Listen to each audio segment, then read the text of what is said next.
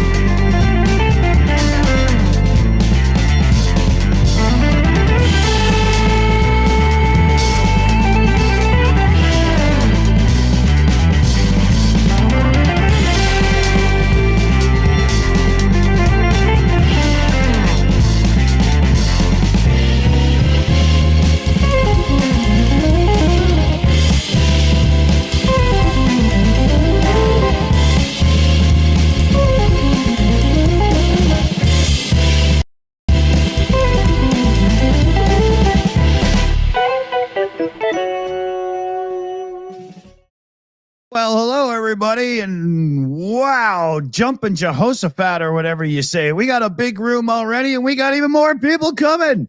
Holy, it's raining people and YouTubers all over the place here. They're everywhere. We're breeding them. So we've got Commander McMillan in as usual. How's it going, buddy? Howdy. Doing well. Good. We've got Slavy in from @Yurichenko, her amazing channel. How's it going? It's going. Fighting a little flu, but she's still here in perfect form. And we've got Claire and Ivan in, both from Car for Ukraine. Claire, how's it going? Yeah, pretty good here in Australia. Yes. Better than in the White House. We're going there already, are we? Okay. Ivan, how you doing? We're live in Ukraine and keeping up with what we can. Awesome. We've got Rudy Acosta in again, new YouTuber we found and adopted around here. How's it going, Rudy? It's going good. I'm happy to be here. Awesome, man. We've got an old friend back, somebody we haven't streamed with in a while, from the European Resilience Initiative Center, henceforth known as ERIC, because nobody can get that out of their mouth more than 5 times without screwing it up. It's Sergey. How you doing, man?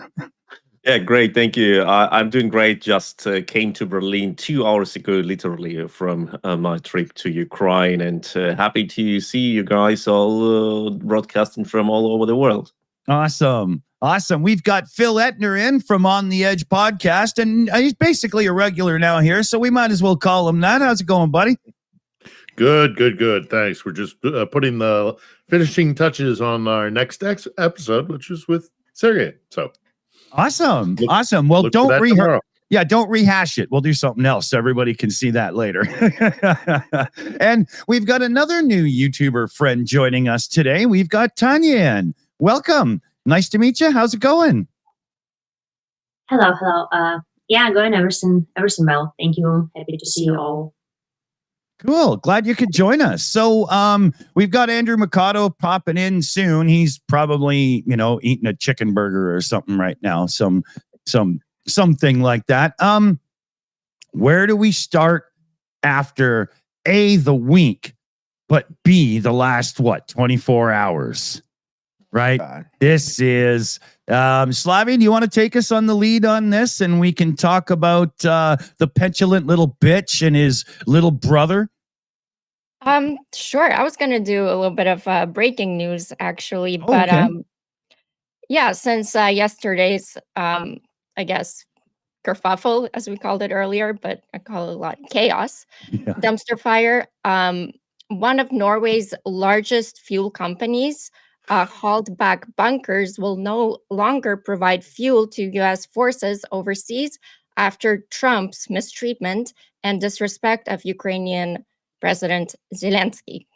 So they say no fuel to Americans, and I think this is just the beginning of the flashback on America.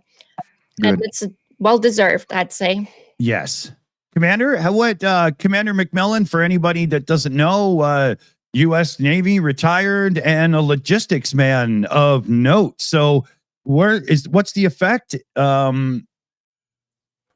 Arguably minimal, because I don't think they supply all that much fuel to U.S. forces, but it's a start, and it's registering increasing and growing European displeasure with our current administration.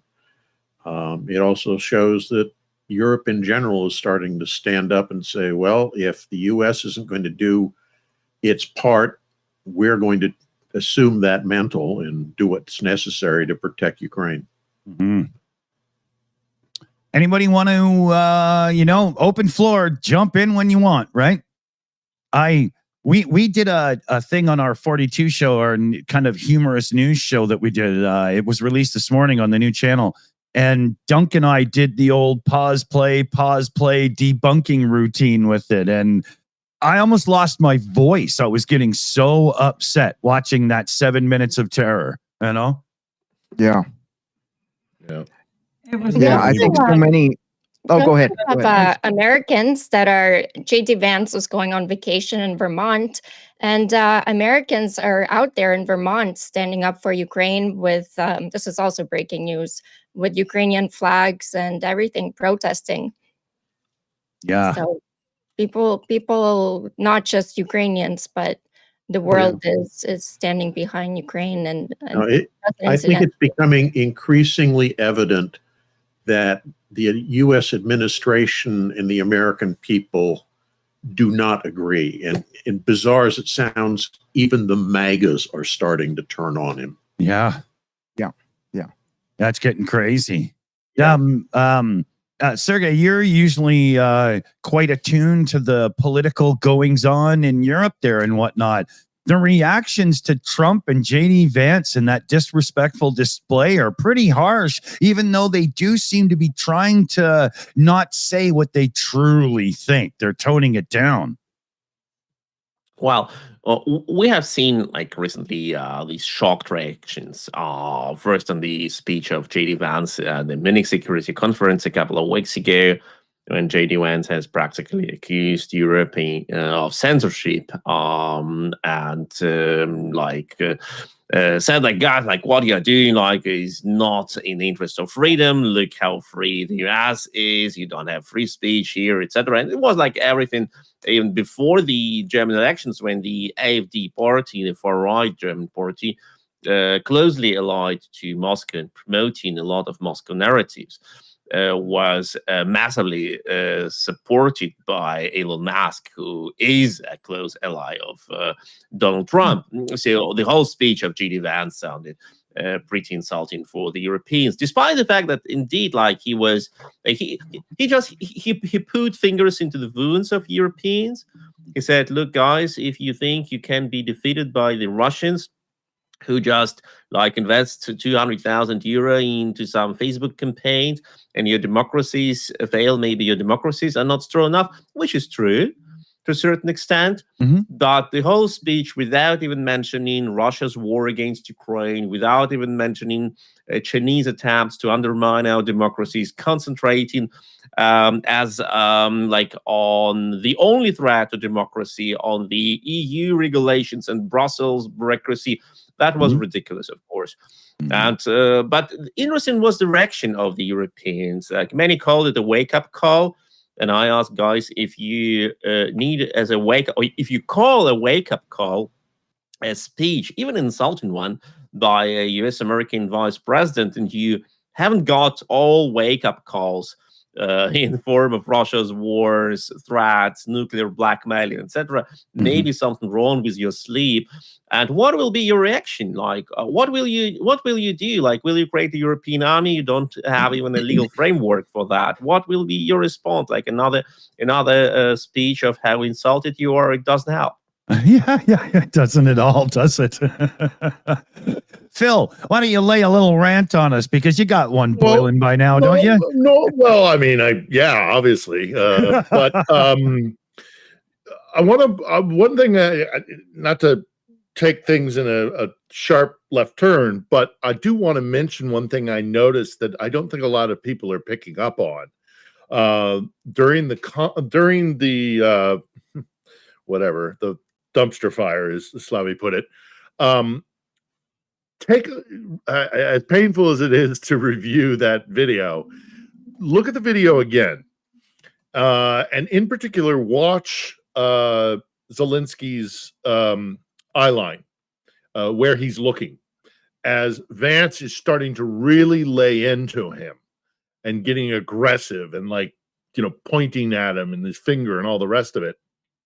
If you look at the wide picture of the room, and then you look at Zelensky's eye line, he looks directly at the ambassador. He looks at the Ukrainian ambassador to the United States. And there's a nonverbal communication there.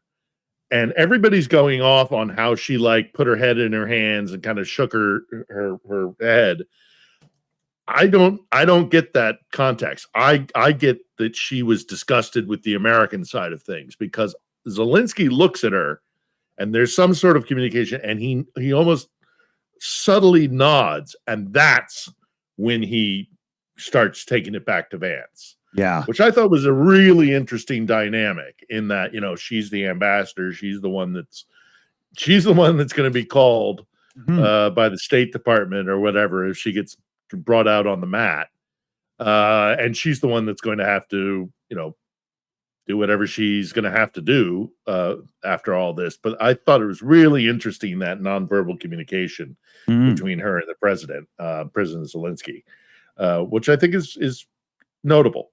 Yeah. But generally, Sergei touched on all of this, and also, by the way, Sergei being on the show this week, I don't want to give away too much, because many of these topics we talked about, so you're going to have to tune in tomorrow to On the Edge. But I think there is a growing. I think there is an attitude, and you Europeans can correct me on this if you think I'm wrong, in that, regrettably, the attitude here is, regrettably, if you're going to leave, go. If you are leaving, if you are turning your back on us, America, then just go. Don't let the door hit you on the back, on your way out the door, on the backside. Obviously, that's not possible, because America's too big to ignore, but or to fully be blocked out of Europe. But I think this is going to hit Trump back. There's going to be a backlash, and then obviously to his master in the Kremlin isn't going to like this either, in the sense that he basically tried to strong arm Ukraine, and by extension Europe, and the Ukrainians and the Europeans have basically called his bluff and said, you don't want to be effectual in Europe anymore. You don't want to have a say in how things happen here. Hasta la vista, sorry to see you go. But and I don't think he anticipated that. I mean, the man's a bully. The man is always, but it was a terrible negotiation tactic. And the one last thing I'll say before we'll pass it over to somebody else is that I immediately thought of Ilya, as I've expressed before. Ilya Repin is one of my favorite painters, and he's got this magnificent painting called "The Zaporizhian Cossacks' Reply to the Sultan," in which the story is that they're sat around a table responding to a belligerent threat by the Sultan to demand that the Cossacks surrender. And so they sat around a table, as the story goes, and thought of the most offensive and kind of off-color response. And I just instantly was like, that's not what you do to Ukrainians, you idiots. If they really wanted to get this mineral thing signed, if they had anybody who had any knowledge of Ukraine, they would have gone to him and said, these are a people who have lived under colonization for hundreds of years, and they are finally finding their own voice and their own path. They will not replace an imperial master in Moscow for one in DC. Even if that's what you're trying to do, do not take that approach, because all you will end up doing is insulting them, having been a colonized people, and it just shows that the master of the art of the deal didn't do his homework, and it was the exact wrong approach to go at Zelensky, and by extension, the Ukrainian people. Phil, yeah, I think you're losing track of the fact that Trump and his coterie of imbeciles are people who want to reestablish a world with colonialism. I'll grant you that. I don't think you could have explained it to them so that it would register with them. To them, their view of how things should be, that the Ukrainians should come and lick their boots or something, doesn't seem to register. I'll grant you that. I'm coming at a place from where if you really want to get something done, figure out what it is you want to do and approach your negotiating partner with that in mind. But you're right. Maybe they just don't care. Yeah, I don't think they do. Let's turn to our newest guest here. Is it Tanya? How do I? Hello. Yeah, my name is Tanya. Okay. I'm just looking how it looks like, because it's my first stream. So I just listening and watching, so like that. Okay, sure. Yeah, make yourself comfortable and absolutely be yourself. Let's see. We'll go to Rudy here. What does an American brother of mine there have to say about this freaking mess? I had seen that meet between them yesterday in the Oval Office multiple times, because I was like, I don't understand what the Trump administration is getting so worked up about. Zelensky literally did absolutely nothing disrespectful, nothing wrong, and he got ganged up on. And once he didn't sign the minerals deal and he ended up leaving, he went straight to an interview with Fox News. And right there, they kept on trying to trap him. Like, do you feel like you need to apologize? And I'm so glad I was excited, because he was like, no, I don't feel I did anything wrong. And it's like, if you don't agree with them, if you fact check the Trump administration, they don't like that in any way, and they'll make your life miserable in any way that they can. So the fact that Zelensky, he's not going to kiss the ring is pretty amazing, and I think that was absolutely the best decision. Yeah. In the Fox universe, anyone who criticizes or even looks askance at the Orange God King is evil. Yeah.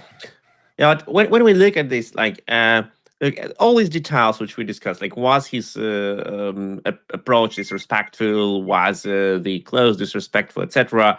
We are just like putting us into a mental jail of discussing the things which they want us to discuss, which they want us to argue about. And you can like say like all the time, like how was different close of Zelensky to close of Elon Musk when he came to the Oval Office in his T-shirt and in this coat and a baseball cap with his son? Was it different now? Like what else was like this press conference, this grilling of a president of a sovereign nation by two persons in their native language in front of the press with all the questions, with all the accusations? Was it respectful? No. Like what we are talking about? We are talking about a staged event. This event was staged to humiliate Zelensky, to demonstrate to the core MAGA supporters that this angry, vile, dangerous Ukrainian person was finally brought to justice and punished for what he has done. And then the facts are not important anymore. You cannot argue. You can like read the transcript of the talk. The both Trump and Vance just thrown at Zelensky one twisted information after another. I don't say lies, because not everything what they said was a lie. Like some statements they added another 50 billion to the amount that's been sent. Yes, I thought Trump true, was amazing at that. yeah. Like they some of their statements were false per se. Some were just twisted. Some were emotionally exaggerated, like this mobilization thing. Of course, Ukraine has problems with mobilization. What country didn't? Like, did the United States have no mobilization problem during the Vietnam War? Of course they had. Of course they had. During like the every revolution. nation. Every we had, nation we had during the war. conscription during the revolution. Yeah. So that you can see how these facts and false statements and twisted facts were thrown from two directions into one person. And that is not how you make negotiations. That is how you go into a conflict. And both Trump and Vance have decided to go into conflict mode even before this meeting has started. And now the question is, why did they do this? Why there was no single request and no single address towards Vladimir Putin? Why do they want to have like some concessions from Ukraine, not from Russia? Yeah. And the moment when the journalists, Ukrainian journalists from the public, asked the very fair question, what will you do when Russia will not respect a ceasefire, a peace treaty? What was Trump's answer? What will happen if tomorrow a bomb drops on your head?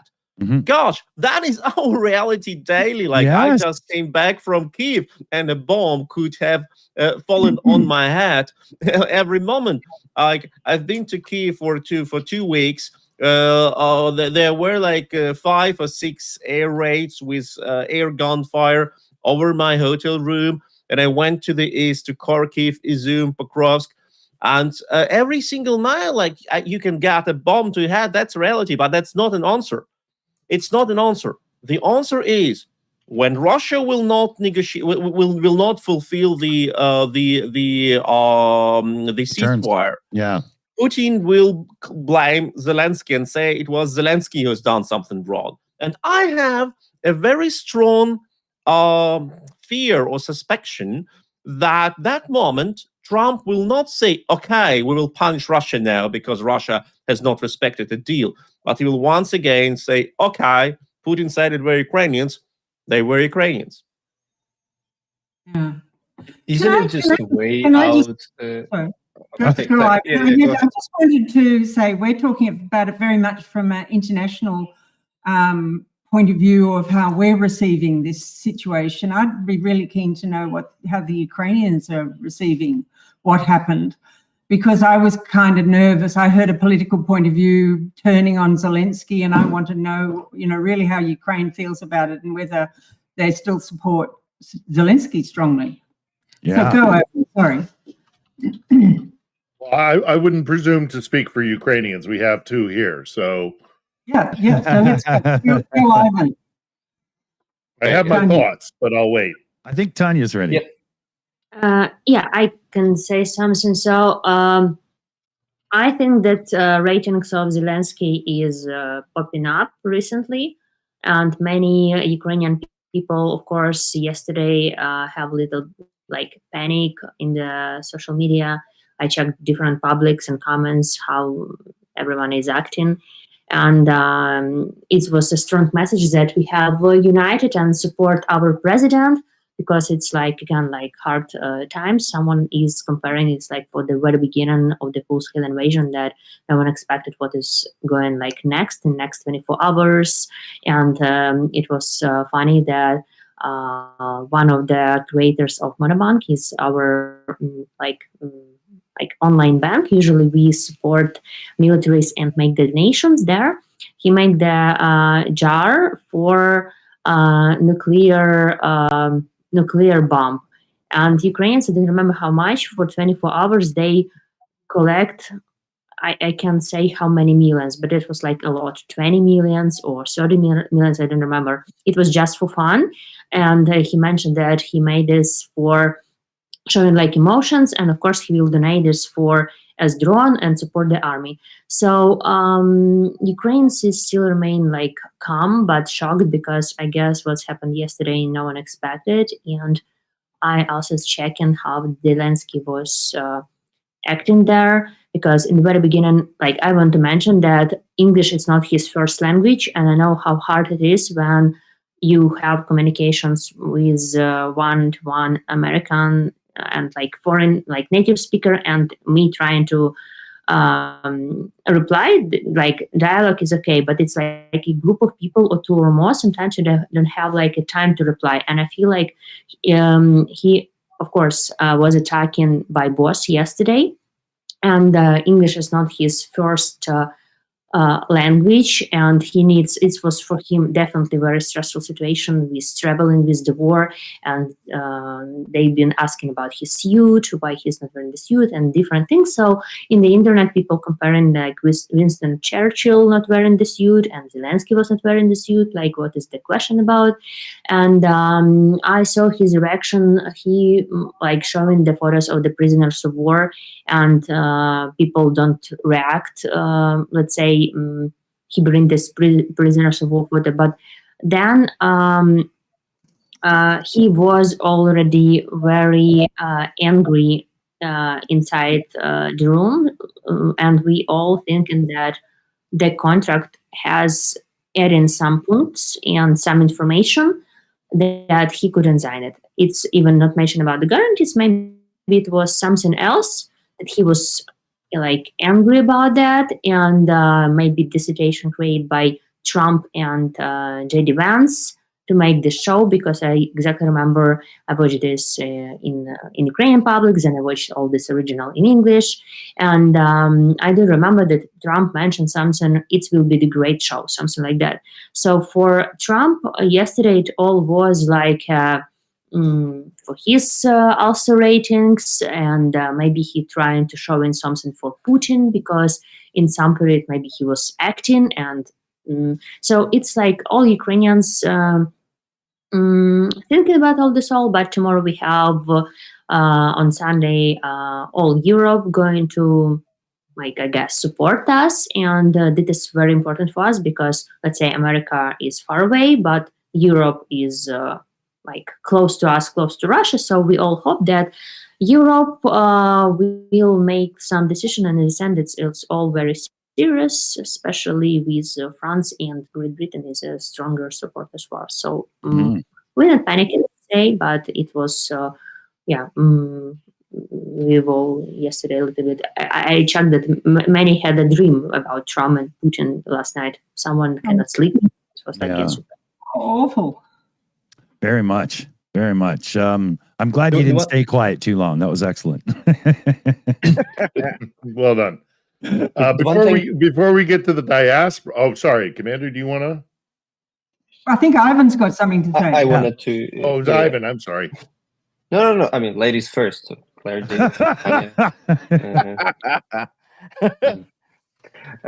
I think one. While it was all happening, I actually watched it live. I don't know why the hell I never watched things like that live, but I had a feeling like, something is coming. And at some point I was like, they're not gonna just break it in a moment. Like they're not gonna just terminate the deal and terminate the event. It's diplomatic thing, right? There's no way. Yeah. And then it's happening. And then for one like short moment, I started wonder like, okay, if this is like the highest level, were there a possibility for Zelensky to sort of try to sort of smooth it somehow and leave it all that thing behind the closed door? So I see it as a trap. There was no chance of that. It was never going to happen. So yeah, that leads to like another thing. Was it actually a stage thing? Was it the thing pre-planned so then Trump can not lose his face, and at the end of the day, like, see, I tried to make a peace, but this guy just wants to fight a war, doesn't want peace. Yeah, but still, I'm like, Zelensky is not a newbie, right? He's been on the scene for many years. I saw how he handled in this Kvartal 95 in his comedy. He handled really tough things live, and I was like, was it possible to do that? And this is the only concern. I heard it from a couple of friends of mine who were like, in general, we all agree, like he did the right thing. And I think eventually, even if he smoothed it, probably the consequences are going to change. It's going to be the same thing. But still, as a diplomatic professional, we were like, could he act better? Like in terms of professionalism. Yeah. Because now he's a diplomat, right? He's a president. So it's not that we're blaming him, but we're like, could he do a better job there? We're like, maybe he could play their game, like, yeah, guys. Yeah, just maybe make a pause, wait, swallow it, but then at the end, like say, guys, I listened to you, but, JD, with all due respect, you never been to Ukraine. Yeah. You know what you're talking about. Yeah. Donald Trump, if we fall, Estonia, Latvia, Lithuania, Poland next. Yeah. Your soldiers will be there. Yeah, but JD has watched stories, he said, and he tried to use all these arguments like that. You haven't been to Ukraine, you will be next, and he was never allowed to continue to finish his statement. And I think that there are no international negotiations. Never.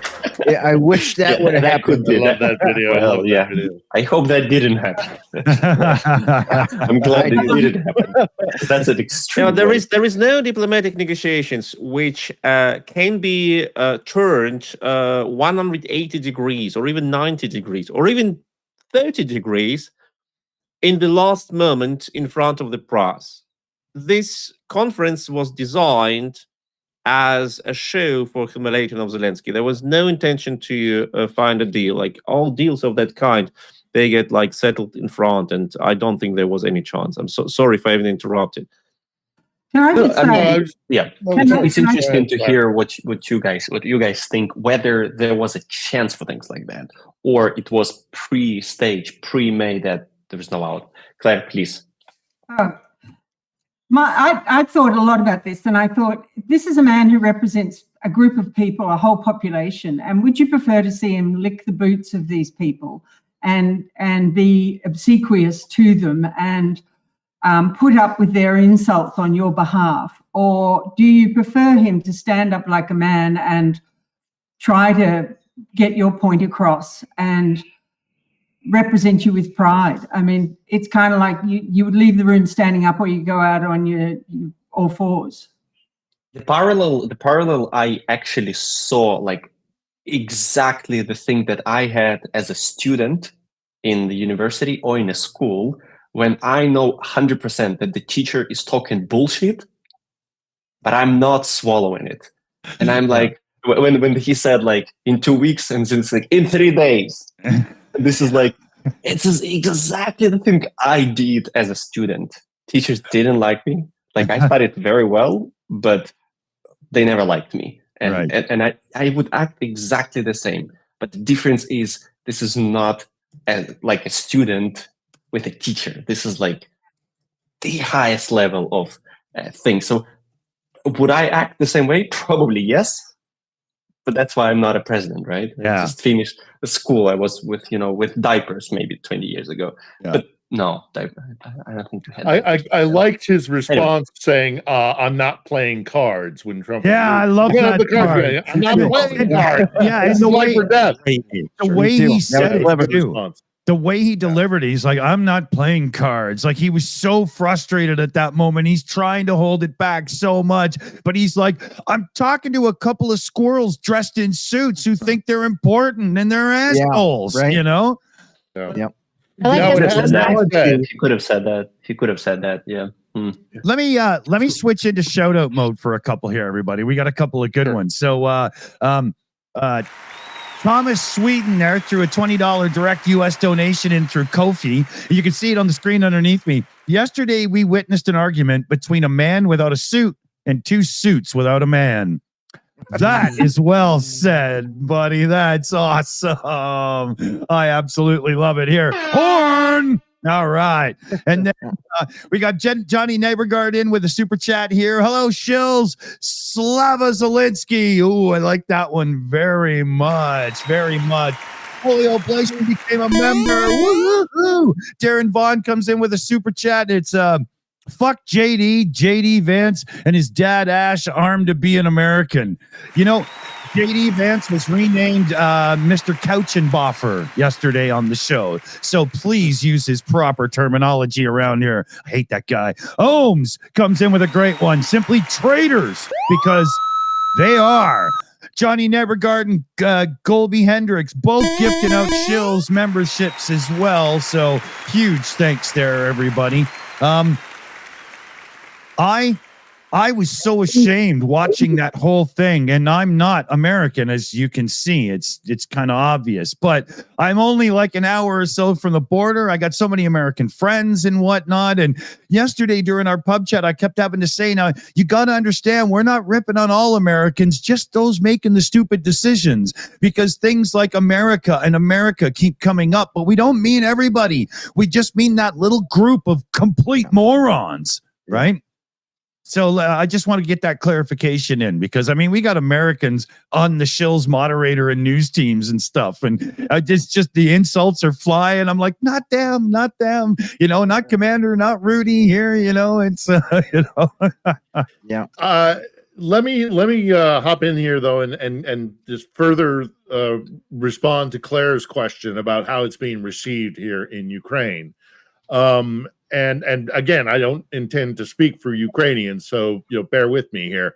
And a lot of this is anecdotal, but like the guys in my market who sell me my veggies, I was walking past the market stall and he was watching a live stream of some debate about what had happened, and I asked him, what's your opinion, and he was very much screw Trump, and I'm very much pro Zelensky. But having said that, we can't stick our heads in the sand or wear rose-colored glasses. There is a vocal minority here who are upset with Zelensky, who do say that he walked into a trap and he should have not taken the bait, sort of thing. I heard it from a team member on the show at On the Edge. We have come to an agreement that we're just going to have to agree to disagree. She's very critical of Zelensky, and she thought, the need for the weaponry and to draw it into the war superseded, him defending himself against Trump and Vance. I disagree. But also in addition to that, and I would like our Ukrainian members to maybe talk about this, a lot of hay is being made about a member of the Rada, this Alexander Dubinsky fella, right? Who made a performative thing on the floor saying, "I want to start impeachment proceedings." My understanding of Dubinsky, I don't really follow the man's career, and I don't watch Ukrainian media that much. But it's my understanding he's a bit of a demagogue, a bit of a kind of a, I guess we would equate him with, I don't know if Tucker would be an appropriate, Tucker Carlson would be an appropriate analog to him. Tucker Carlson. He's a loud mouth. He's a rabble rouser.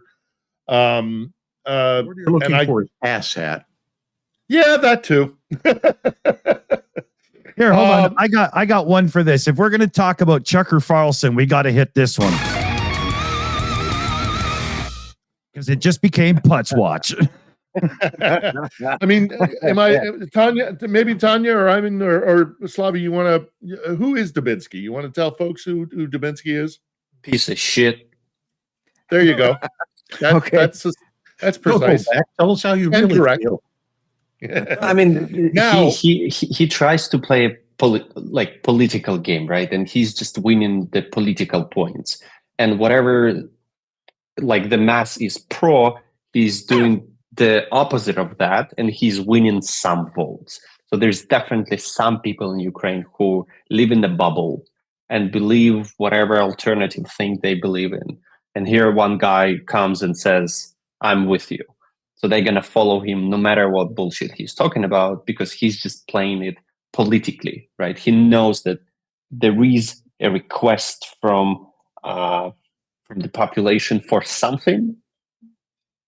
It might be not big, but they don't care what it is about. They care about a percentage. And if they can win that population, then he can sell it, he can use it. So it's not about right or wrong. It's just about pure math and what is it? Politology, right? It's all about that. I wouldn't really, yeah. Good call. So that's my view on that. Maybe Tanya, maybe you're. I just want to make the point right now is every siren in Kiev again. It's like our usual time schedule before we go to bed at 11 or 10 p.m. It starts, and I hear this from my window. I switched off mine on my phone. I don't listen to it anymore. And I'm not hearing it where I am in town, Tanya. No. I have bad windows. Maybe I hear this. Well, I hear it on your audio. I hear it on your mic. Oh, yeah? Oh. Mm-hmm. Kiev is big, Maybe Siren is in the part where Tanya is and not where Phil is. That's what I'm thinking. City.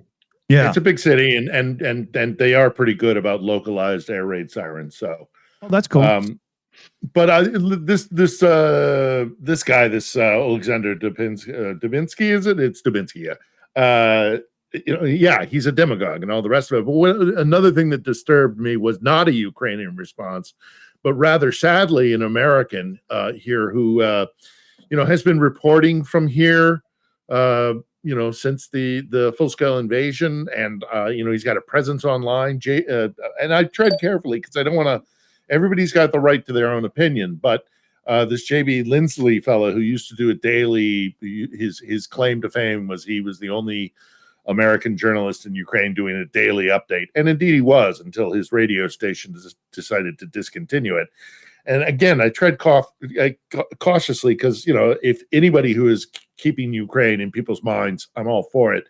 But I'm concerned about what I saw his response to it being, well, kind of like an American here who is a guest in this country crapping on Zelensky. And I was kind of like, you're walking a really fine line here, man, because I know you're MAGA. He was a former Fox executive producer. He was Ailes' protege until he had a falling out, but he's still very MAGA adjacent. And I was sitting there going, buddy, I'm all for you being here and supporting Ukraine, but you're getting really close to a line that I don't like. And what I try to walk myself in that, again, I am a guest here. I am not a Ukrainian. I am an American, and I come from it from that perspective. But I would never in a million years make dictates to the people of Ukraine or to their president. An opinion is fine, but when you start saying, Zelensky, did it completely wrong and he should totally be removed from office, he should be impeached or kicked out, I'm like, that's not your place to be saying that.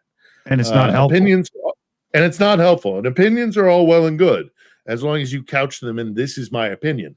But again, as a country that has gone through centuries of colonization, it just rankles me that a fellow American would be sitting there, doing the same damn thing that so many people do, and that they think they can tell Ukraine what is this country, who they are as a people. That's not your place, man. Yeah. Oh, I think we also may not forget, like, not only that, many people who say, oh, Zelensky should have done that, and he would have got that and that.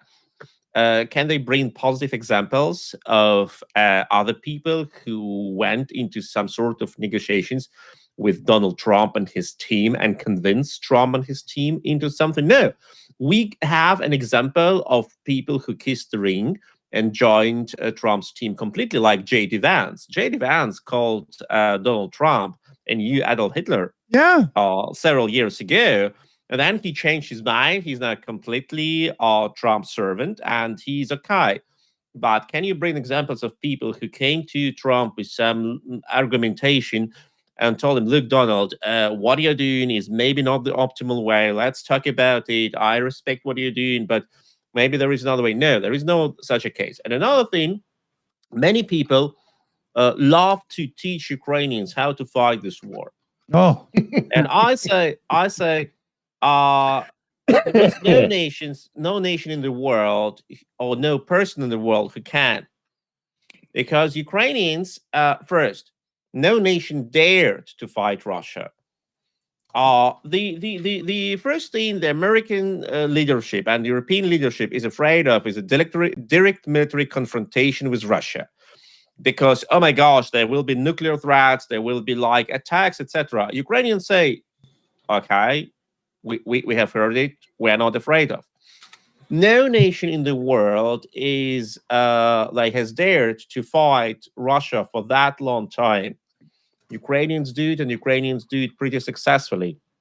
Since like the start of Ukrainian counteroffensive in 2022, Ukraine has liberated more territory that Russia has conquered after Ukraine has started that counteroffensive. Even with all Russia's progress in the area of Pokrovsk, which is still the best Russian progress, about like 40 kilometers deep. If you need to fight like for 14 months or 16 months to get 40 kilometers of enemy territory, maybe you're not that good. Or maybe Ukrainians are that good. That is, I think, the solution. I think I like that one better, buddy. I like that side better. Because the Russians, if they would have invaded my country, Germany, that would be indeed a 72 hours conquest operation. And I know like many parties and many politicians of other parties who would be the first offering their services to the new Russian administration.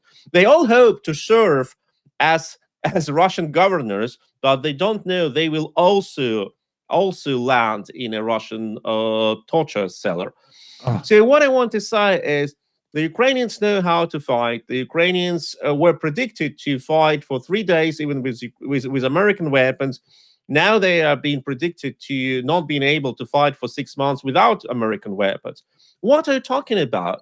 Ukraine is producing that much weapons now by itself. Ukraine has that much experience.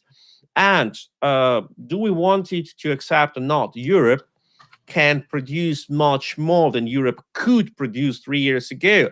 Yeah. And we have experienced already like several months full stop of American military supply under the recent like Republicans blockage under Biden administration. Now the Americans deliver not so much weapons to Ukraine. Of course it will be painful, but the most painful thing, now I wrap up, the most painful thing would happen if the US American military intelligence will start officially or unofficially on the level of some people installed there, supply Russia with intelligence information. That would be a very bad development. And I know that many European nations now seriously considering cutting intelligence connections to the US because they don't know what will happen to their data. Well, how can you trust it now? How can you trust it? The most dangerous thing. Right, you can't trust it now because there's no solidity to the framework for American intelligence and spy network anymore with the disastrous upheavals that's going on within the agencies. Absolutely. Hey, can I you don't know like what happens can I? We've got Andrew Mercado in the room. We should welcome him. Yes. Andrew, welcome in, buddy. Good to see you. How's it going?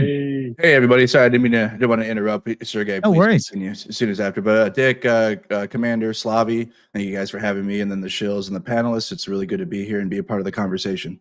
Awesome. Well, speaking of the conversation, How are you feeling after that absolute fiasco where our man Mr. Z gets treated like a punk? Well, I had a panel yesterday because if I would have came off right away, I probably would have got community guidelined. So, Phil, thank you so much for being a part of that yesterday. So That was fun. Yeah, it was. So we had a good discussion yesterday. But yeah, it's the most disgraceful thing I've ever seen a sitting U.S. president ever done, and that's saying something because yeah, man, we've had some bad decisions in America, obviously from presidents, but this was like a betrayal in 4K.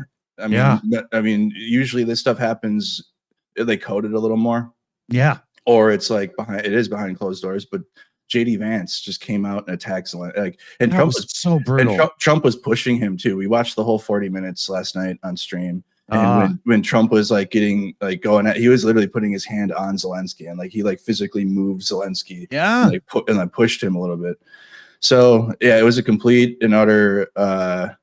It was a attack on Zelensky from both sides, from everyone. The question about his clothing is such a Russian talking point at this time. I know. They did that in 2022, and it continues, and it's still a talking point, and it just bothers me because it's such a talking point devout of like historical relevance. That's why Zelensky's doing it, right? To channel like Winston Churchill, but obviously do it for his country. Yeah. And yeah, it was just the worst. But if anything, to find a resiliency out of this, it showed how bad Trump and JD Vance are for everyone now.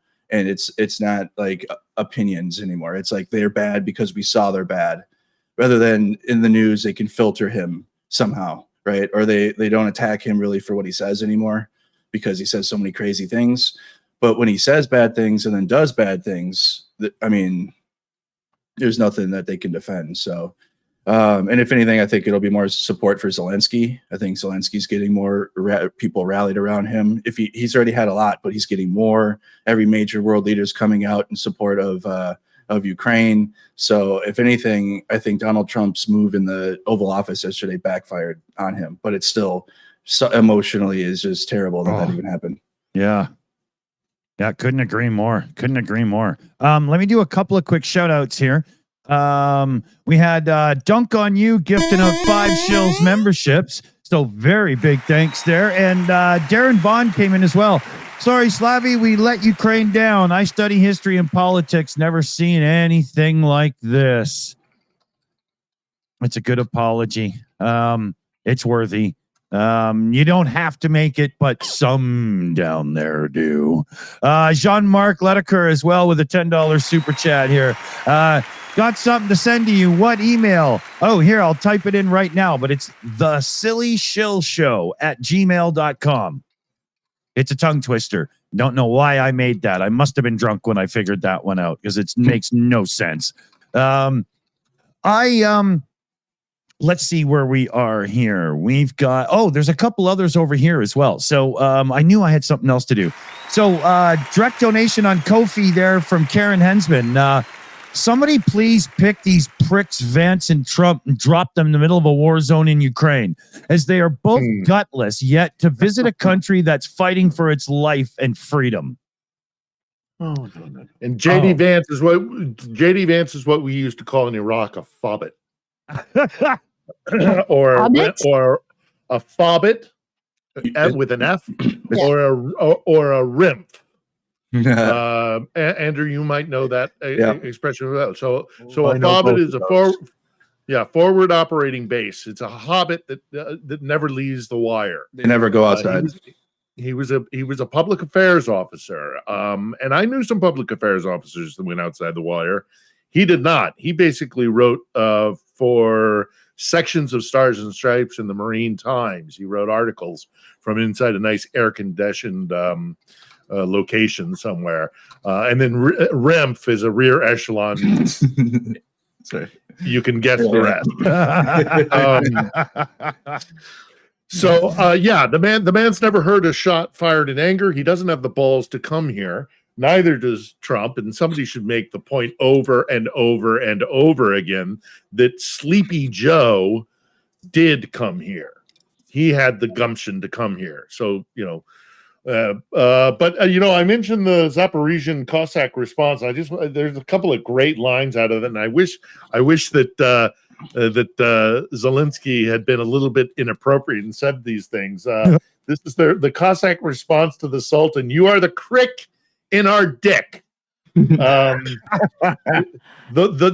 devil shits and your army eats it. I'm paraphrasing here.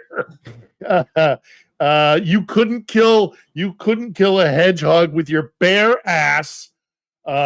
We on land and on sea we will fight you. And furthermore, the moon is the same as it is here, as it is over there. And we know not the calendar, but it is the same between us. And furthermore, fuck your mother. You guys know the belt that Zelensky gave to Trump before everything happened. So Usyk came out and said that that's not the belt that he gave to Zelensky. So, but he cannot. There's some feedback. But he cannot say what he knows what the belt is, but he cannot say. So I'm reading now. Everyone's really curious the meaning of this belt. Some people say it says like Usyk, but it could say like you suck or something. Well, there's a moment that people have analyzed, and actually it's been the MAGA types who have been, saying, "Oh, you don't insult our president." But there is a moment where they've kind of isolated some sound from Zelensky, and I don't know if it's true, but it certainly does sound like under his breath he goes, "Suka blat." Yeah. which is basically you fucking bitch. Oh, no. I'm honestly proud of Zelensky, to be honest. I definitely heard the suka. You can definitely hear that. I think I did hear suka. Yeah. I definitely heard. I think I heard suka, which is let's agree. Let's agree. He said that, and he was right. Yeah, exactly. Yeah. I'm with it. Oh yeah. Sorry, everybody on the panel, you've seen me play that gag of Zelensky punching, but you're not hearing the audio. Everybody on the stream is. So let me trigger it right now manually so that I can turn on the audio so that you guys get the extra part of the gag, because it's BS that you're not getting it. Just 1 second here. You suck. Okay. And I think it would be paid a month's salary to see that in reality. Yeah, right now. Let me play it for you guys on the show here with me again, because now you'll get to hear it. It's even better then. You suck.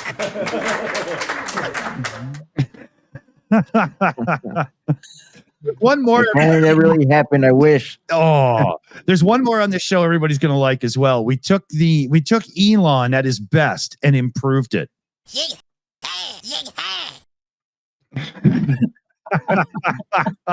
That piece of shit. Totally. So let's see here. There's another direct donation on Ko-fi and from Dunk on You 23 there. Slava Ukraine. Zelensky is a true leader. Couldn't have said it better. I never could have held it together. I would have decked him for sure. And then there was Dunk on You had gifted out 5 memberships. I think I called it out, but thanks again. And Cats as well is in here with a message. Hey everyone, Slava Ukraine. Love it. Here Slava. I think we're caught up on our shout outs and whatnot. So yes.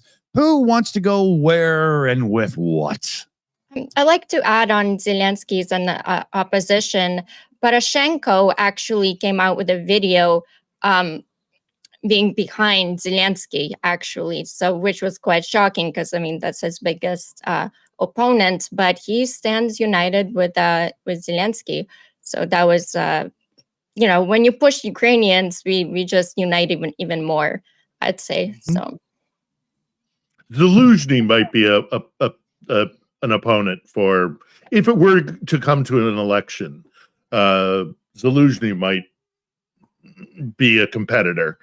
But for Moscow's interests, that wouldn't be a better thing. Zelensky would be just as difficult and stalwart against Moscow as Zelensky has been. So, I don't think Poroshenko has a chance in hell.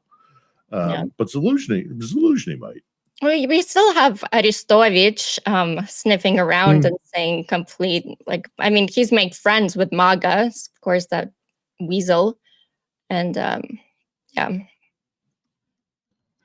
Aristovich has his origin in this Eurasian Dugin movement, which is Russia's far-right, esoteric, imperialist ideology. Shamanism. He's a modern-day shaman.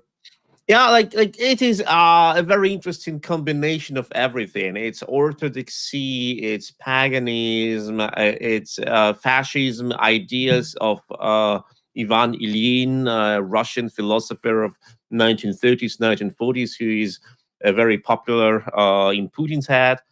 And Dugin is practically preaching for creation of sort of a modern empire, practically based on Orwell's ideas of division of the world between three nations. East Asia, Oceania, and another one. So he practically says the Americas, both Americans, will be under sort of a MAGA. It's okay. We will rule Eurasia, and like China will take care of the rest. And Aristovich spent many years in this political sector of Russia, and grew up there. Not only he alone, from the Ukrainian politicians, and it is not a surprise that both Aristovich and Dugin support a MAGA movement, because for Dugin, MAGA movement is the way to clean up the world from the liberalism mess, as he says. And for Aristovich, obviously, these ways how MAGA spreads its influence, how they avoid harm from political discussions, etc. It's actually amazing how they win practically each discussion for their own supporters, even if their lies have been exposed as theirs. And for Aristovich, it's of course it is something what fascinates him, and what he wants to align with. Yeah, sorry for having interrupted it with Aristovich. A few quick things about Dugin while we're on the topic of it. And I don't like to give him too much credence, because I think he's not as important as we kind of think he is, but he's part of an overall movement. But I got my hands on a copy of his Fourth Political Theory, and I got about halfway through it, and I was just like, "Oh, this guy's an idiot. He's a freaking maniac." I mean, if you try and read that book, it's just fascism. It's just it's not a fourth political theory, because his point is there have been three political theories in the 20th century: fascism, communism, and liberal democracy. But I have this great idea for a fourth political way. It's just fascism wearing a different hat.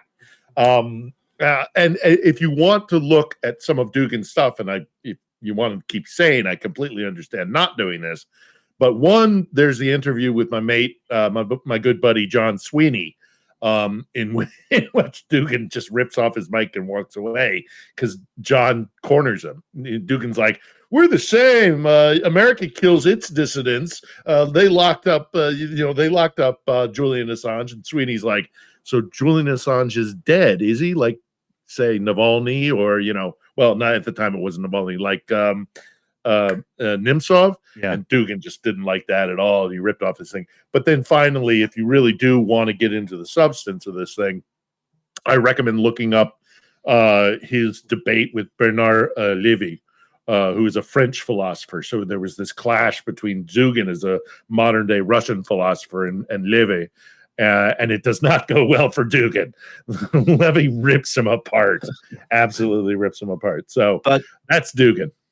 But you know what is also interesting about Dugin? You know who wrote her master thesis on the Dugin, on British, on the role of migrants and minorities, ethnic minorities in the UK? And this person, I'm not gonna like this. The person extra came like to Moscow to write her master thesis on the Dugin. It's Maria Pevchik. It is the current head of Navalny's foundation. Maria was studying in London, where obviously her father, as far as I understand, paid for her study. And then she suddenly came to the idea, why not to go back to Moscow to the Faculty of Sociology at the Moscow University. And she came to Moscow from London extra to be a student of Dugin. And Dugin was her, as they call in Russia, scientific mentor. She wrote her thesis, and her thesis impressed Dugin so much that Dugin published her thesis as an extra article in a book with many prominent far-right thinkers from Italy, Poland, and other countries. So Maria is also, together with Aristovich, is one of Dugin's pets, who were mentally raised by Dugin, and she obviously, for a certain time of her life, was happy to be around of such a great thinker like Dugin. Sorry there, yeah. I was doing too many things at once. I was trying to get in a response, and then I almost started saying what I was typing, and that ruined what I was going to say. You ever been in that moment where it all just completely collapses on you? Yeah, that's what just happened to me. So let me reset and reshuffle here. Word from Tanya is connectivity issues, you know, just like air raid thing going off right now. So maybe we'll get her back today. Maybe we'll just get her back soon, but we'll be in touch. So there's a direct donation in here, $55 as well. So some big applause coming in. This is from Baltar. By your command, for the Boom Boom Fund. I've never been so ashamed to be an American, says Baltar. I am so sorry my country is failing Ukraine and our allies. Slava Ukraine. I feel sorry for all my good, proper American friends. Having everywhere they go now, they're going to have to go, I'm sorry, you know. Basically, you're fucking Canadians now. So welcome to the I'm sorry crowd. All right? Welcome to it. Well, for me, well, apologizing, if asked, I will. I'm not just going to be out here offering apologies, but I'm going to be active in a protest movement. I'm going to be highlighting it. There's a very significant, if you're like from Europe or you're around the world, there actually is a significant protest movement that's already started. There's already been 2 rounds of them. It's the 50501 protests. They're not very big yet, but I'm telling you now they will be. So I'll just clip this and come back. And when I told you, and the next one's on Tuesday. It's on March 4th on 30. So I'm going to be out there covering it. And they've only grown in size by hundreds of people each time. And there's only been 2. The first one, and it's been winter, it's February, it's March now, but the last one in Minnesota, it was like negative 26 degrees Fahrenheit. I think that's like negative 30 Celsius, or I don't know what that is in Celsius.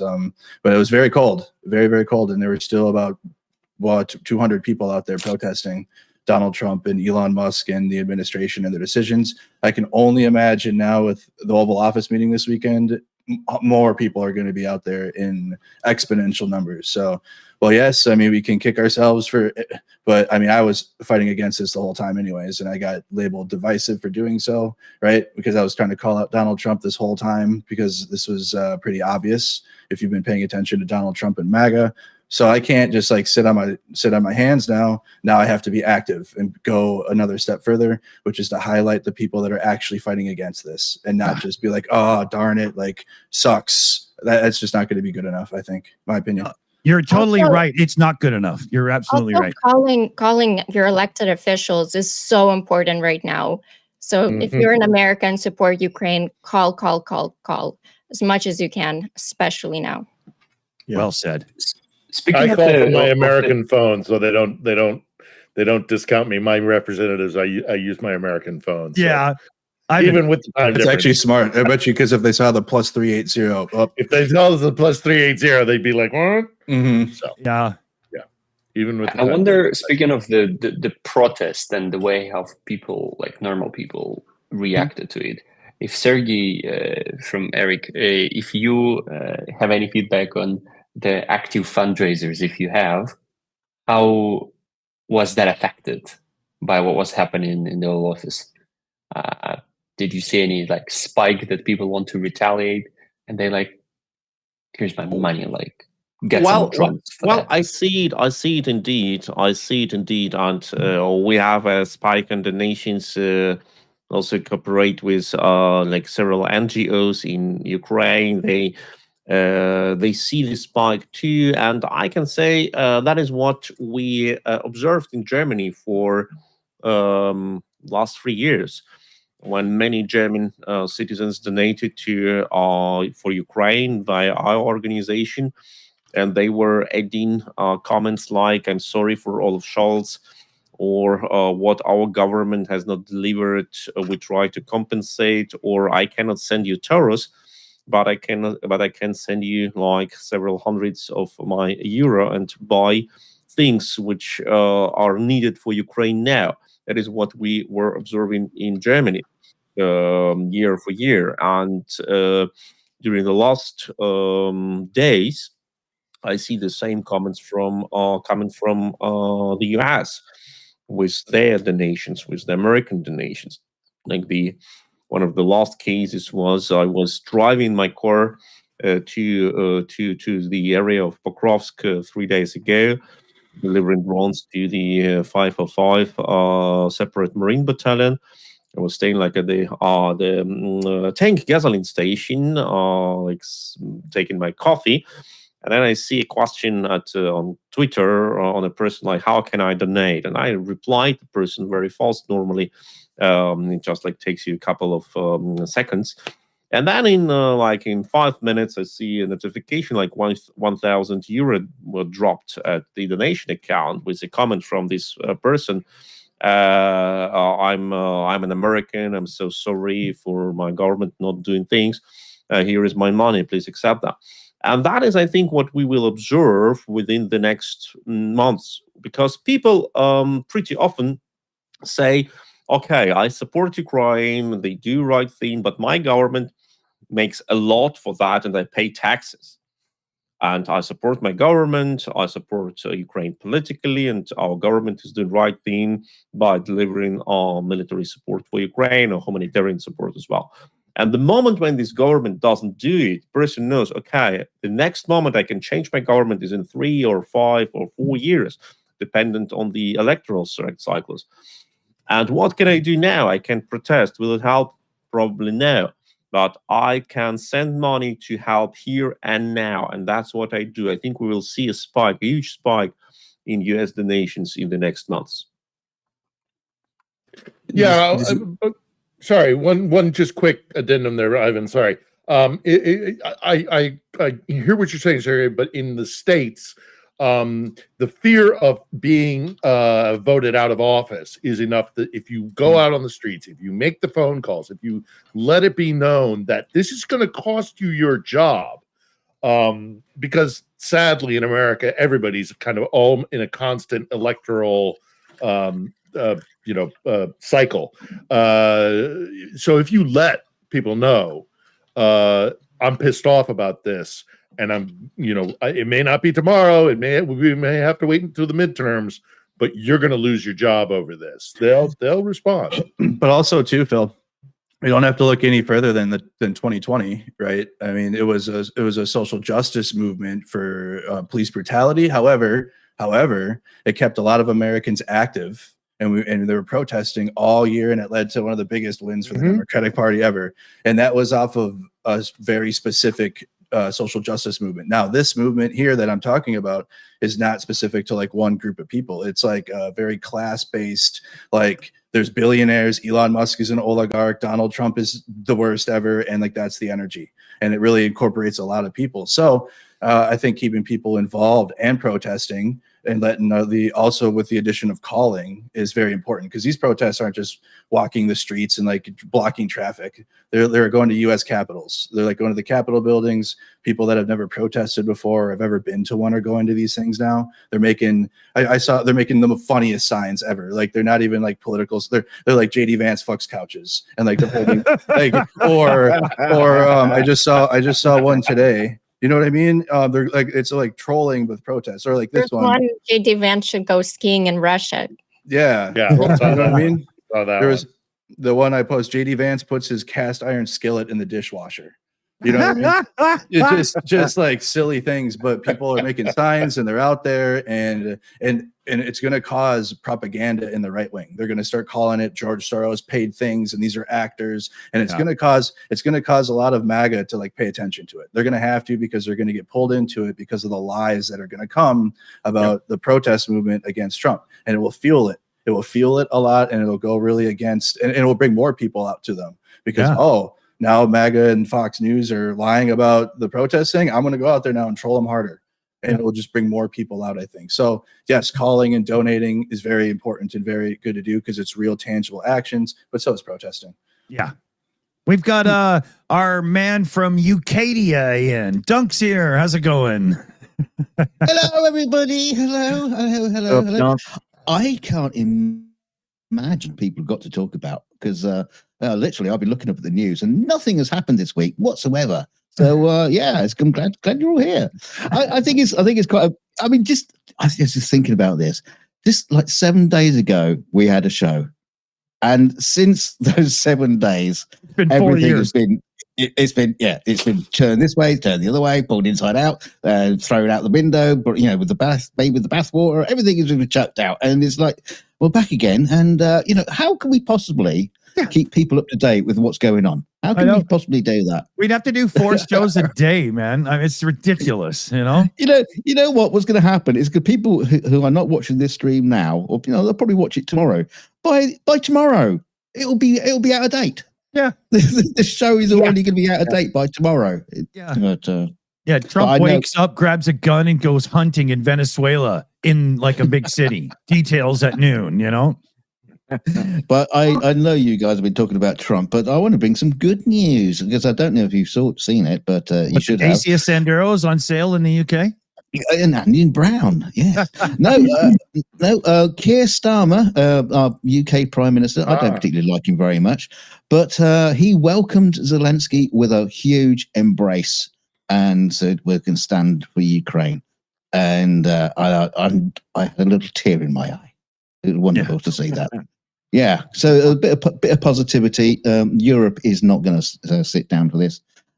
Because we did that before in 1930s. We're not going to do it again. Yeah. You guys still remember. Yeah, we've only just paid it off. Yeah. There's only one thing that comes good from war. It's you end up with extra airfields that can be turned into auto racing tracks. It's the only good thing. Everything else about it is bad. And you can make some nice new friends too. Yeah. Even if they are garlic eating, I'm not going to get So let's turn to Claire here because we need to get some Car for Ukraine updates. Things are moving along. Things are happening. You can always share your screen and I can have it right up on the screen if you want to show anything. No problem. There's a little button in the bottom there that does something important. I don't know. I don't have anything ready to share, but Ivan might. And Ivan, I think, has some exciting news with regard the revenge donations pouring into Car for Ukraine. I know Georgie at Ukraine Matters is doing amazingly well. I think he bought 2 cars in a day based on revenge donations. And so I'll pass it over to Ivan because he might even have some photos to share. Who knows? Cool. You're talking about the photo that I took and sent to you of myself? I don't want to share that with anyone. Anyway.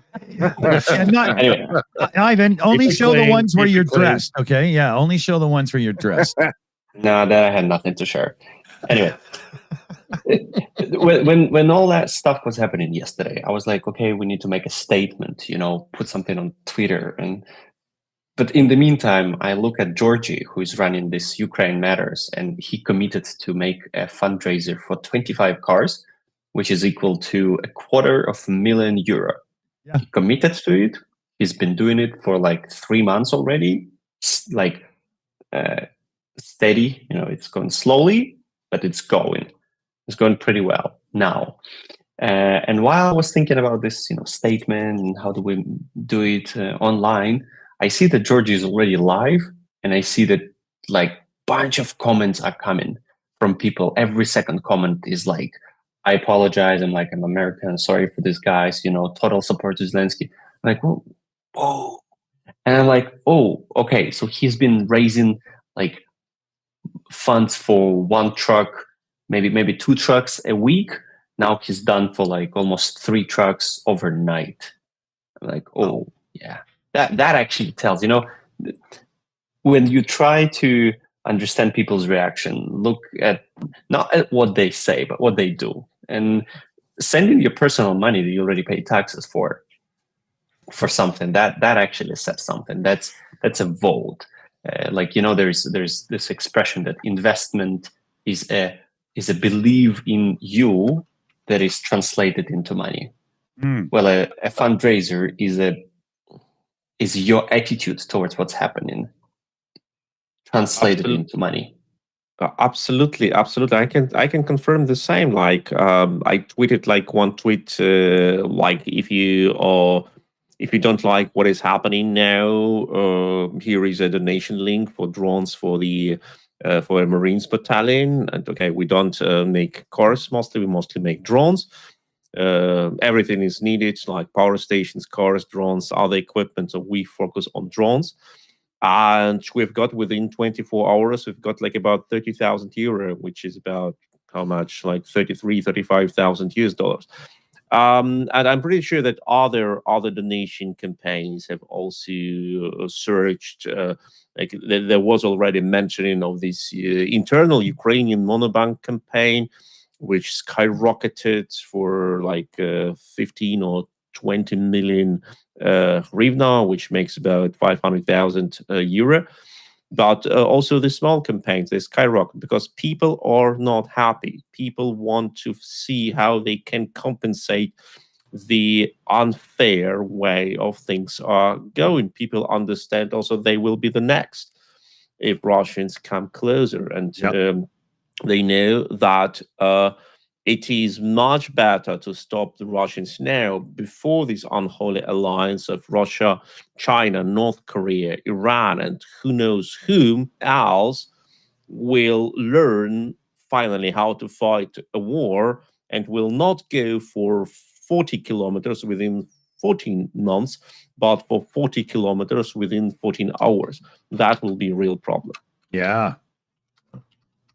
Very much so. Well, we'll be including kind of all your details and stuff in the fundraising stuff, say on the show tomorrow when we debut our guest this week is Sergey. So and that's thanks to Claire. Dick, I gotta kind of bounce because I haven't eaten anything and I'm really starting to get lightheaded. But before I go, I'm gonna. Sorry. I said you're hallucinating. I'm hallucinating. No, before I go though, I want to see if I can share this. Let's see. Well, let's if there's something worth fighting for here in Ukraine. Let me see if I can bring it up. Sorry about this. No worries. I'll go to my desktop here. We're not the fastest around here, people. We're old. I'm sorry. Yes, we are indeed. So I've got it. Here we go. All right. Now, if there is a better reason to fight the good fight for Ukraine, I can't think of one. So here, where is it? There it is. Have you got it? All set. I figured it out over here. All right, buddy. Yeah, I know. I'm an old Luddite. This is the newest addition to the On the Edge team. This is the son of our editor, Sasha. It's his little newborn baby boy there. And we're all happy to have him safe and sound and healthy and a member of the team. And if there is any better reason to fight for Ukraine than to let this child grow up in a country that is free and sovereign, I can't think of one. So it is re-emboldened all of us at the show on behalf of our editor Sasha to make damn sure that this child doesn't grow up under Moscow's thumb. So That's my departing little bit there. And can you make sure he's got a YouTube channel and he's sub to the Shills, please? Absolutely. We're gonna get him in the interviewing chair anytime now. Anytime. His first words will be on the edge. All right, guys. All right, guys. Do tune in. It's a good episode, Sarah. We're just finishing the last edits to it. Every Sunday, 8 p.m. on my channel, Philip Ittner on YouTube. So thanks everybody for the time. I think very highly of all of you. And let's keep up with the good fight because it's worth it. Awesome. Take care, buddy, Phil. We'll see you soon, pal. All the best.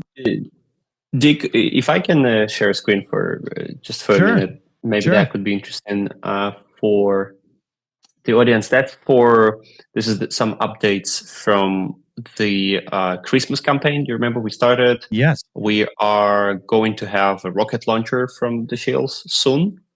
Not yet, but it's coming soon. But also from On the Edge, here was the truck.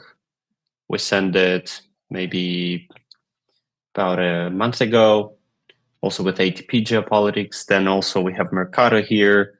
There was also a truck with some Mercado, branding on the side, and it's like armored from the side to the front. Totally. Yeah, and the Fox receiving that. And actually, this is a lady, Zhenya.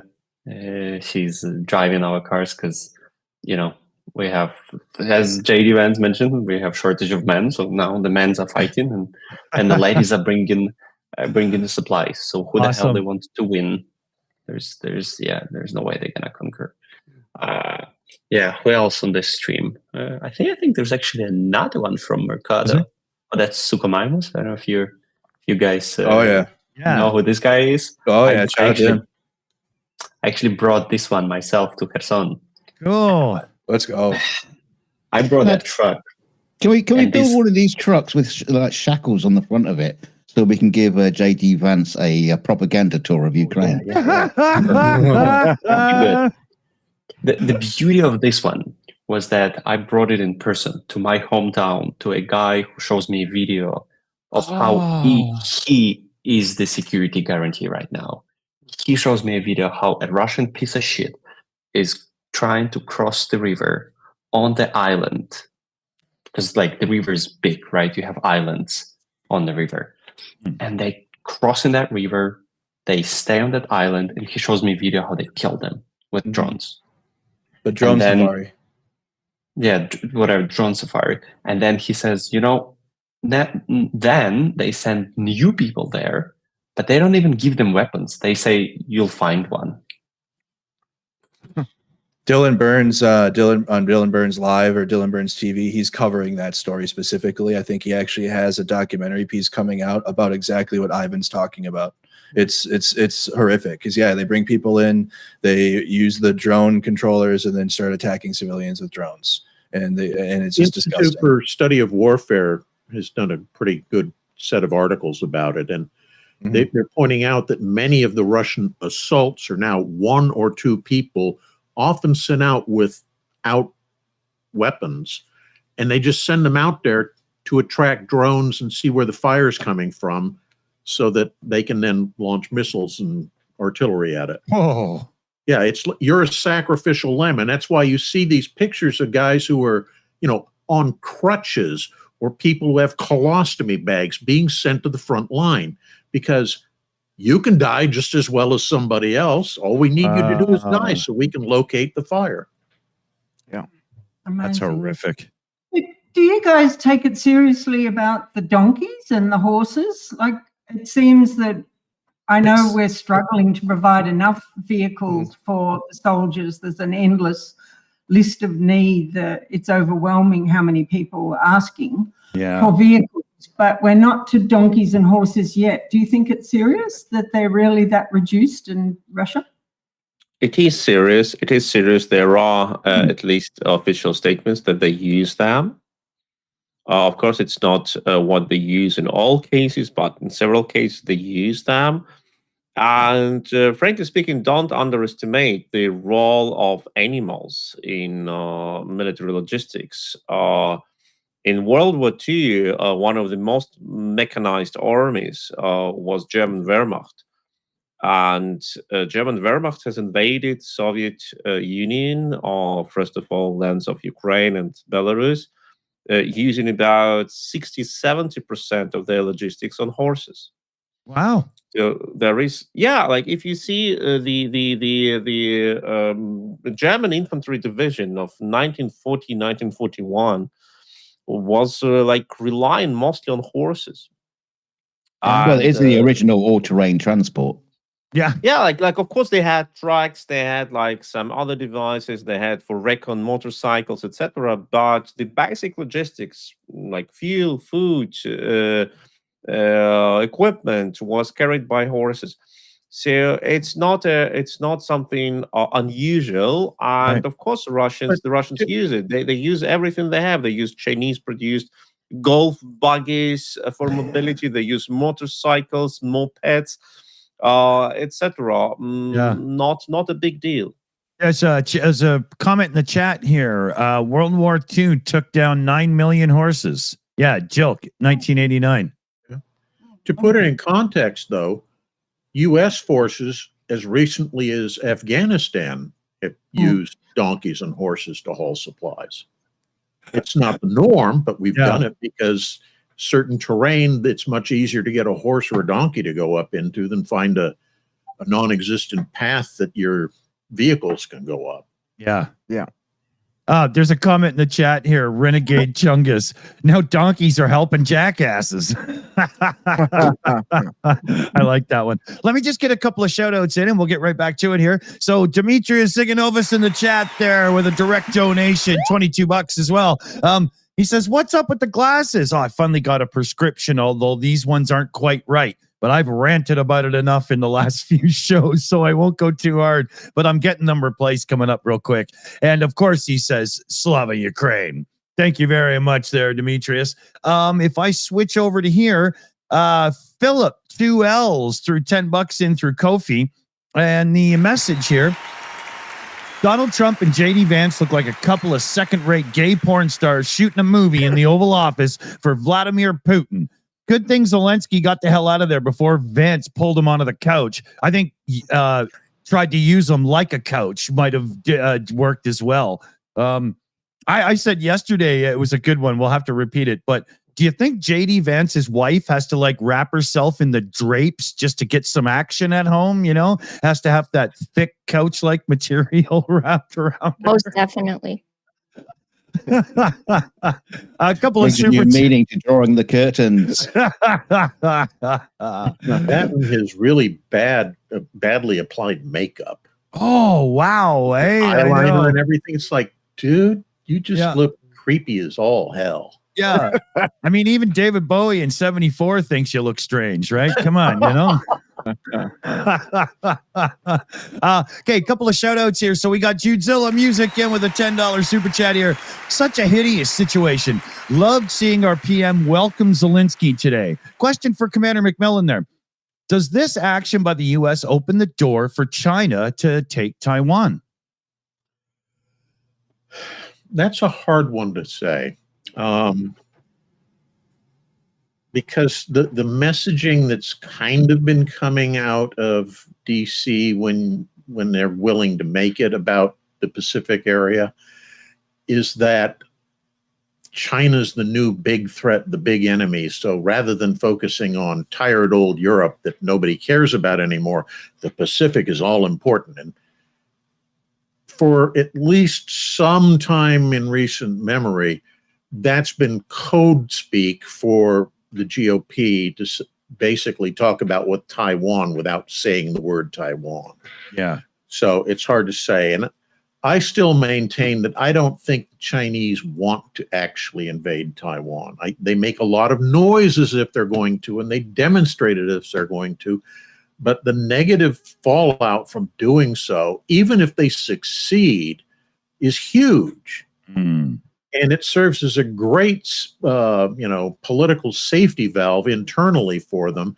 anytime the people in China start getting restless or discontent, all you have to do is wave the, we will reunify China and take Taiwan, and everybody gets behind them and forgets about their gripes. Right, right. So why are you going to kill the golden calf? That's a good point. It's a really good point. A couple more shout outs here. So Taste de la Culahuna. I think I goofed that, but it's close. Now this one, I'm not sure. So it's Slava Ukraine. And then I think it's fuck Donald J. Trump, fuck electronic music, and fuck Michael Jackson. I'm just not sure on the other acronyms there. The electronic music. We started off on level ground and went down that rabbit hole really quick. Yeah. Somebody will correct me and put it in the green room so I can give that a proper shout out. But I am struggling here. Everything's not the right distance in my glasses. I can barely. And don't take that the wrong way. Some electronic music does actually sound like music. We got the Weasel coming in with a super sticker, the little pear guy dancing around. Thanks, Weasel. RC William comes in with a €10 super chat as well. Why should the American people be sorry? They voted for this orange turd, even won 7 swing states. Now Russia and China can do with America whatever the fuck they want, in my humble opinion. It's some strong words, but there is a dose of you asked for it coming up to a lot of people soon. No doubt. Linda S. comes in, gifting out 5 Shills memberships. Woohoo! Thank you very much. Yvonne Way, Queen of the Super sticker, puts in that super speeding little hippo guy. It's like, think of Speedy Gonzalez, but as a purple hippo. It's a lovely one. Melinda in Seattle joined up as a Shill apprentice. Woohoo! Thank you very much. Petra Olson comes in with 129 Swedish coronas with a message with love to Ukraine and with love that will be sent. And then we got David N with us, super chat in as well. Great stream and hosts. Well, thank you, David N. The Shills is where it's at. Hey, I love that. Very cool. Thanks, David. Thank you very much. And I do believe that we've covered everything. So we still got one more. Sorry, yeah. I'll just give a shout out for our upcoming Easter campaign, which involves nearly all of you guys. So we've called it the Easter, or I've called it, it's kind of organically grown its name, as the Easter Pasenki Trucks Basket, Pasenki being those beautiful eggs that Ukraine paints. We're going to be buying trucks to put in the basket with the eggs. So confirmed, we've got Mikado Media, we've got PSO1 on X, we've got Sukhamimus, we've got Sergei Sumleni, who's here. We've got the Shills, we've got Tanya Fiona, we've got Jonathan Fink, we've got Dmitry War Translator, we've got Philip Ittner, we've got Rick the Ukrainian, and we've got Renegade Chungus, who's in the chat room. We're hoping that if their other fundraisers can get sorted out, that we might end up with Missile Kitty on X, that we might also get Jonathan Pierce from ATP Geopolitics and Richard Woodruff from Frontline Kit. So cool. Looking good for Easter, a bit of a strong crew, a few newbies in the group. I'm still, often last time when we launched it, we got people coming in after the launch. So we're hoping for our group to grow, because I think we're looking at 15 trucks and it would be great to get more. So yeah. Anybody knows anybody who would like to, he's a small channel, like maybe Rudy, how me contact you? Yeah. Yeah, absolutely. Claire, I'll give you Rudy's information after so we can get him on the team, okay? Okay. Because it doesn't really matter how, you said he was a new channel. It doesn't really matter how small anybody is. It's about a group effect, right? So, yes. If we create a crowd of leaders and they bring a crowd of followers, then that's the way to do it. And so we're pretty excited. I think Ivan's ready to launch sometime mid-March. Is that right, Ivan? Yeah, around that. And we've been sort of increasing the pace we're going. Like before all this Christmas campaign, it was, I think on average, like 4 cars a week. Now we're sending like 6 and 7. Nice. And that's quite a big thing. And a lot of those things, a lot of those cars, they are armored Toyota Hiluxes and Mitsubishi L200s. So these are pretty solid, reliable beasts, and all of them are pretty fresh, like 2010, 2011 year. So yeah, and as you know, we just had a discussion with Richard Lofthouse, who is a journalist from London. He's helping us to buy some cars in London, and he seriously was like, will we need more cars somewhere in April? Because I'm planning a convoy for April. Like, he's buying some cars and he's planning to send them in April in a convoy. And he seriously had a conversation with someone in London. They were like, will we come? And he's like, well, we don't know whether we will need cars then. And after everything that happened yesterday, I just sent a short message to Richard. Like, it seems like we'll still need cars. Yeah, yes. sure.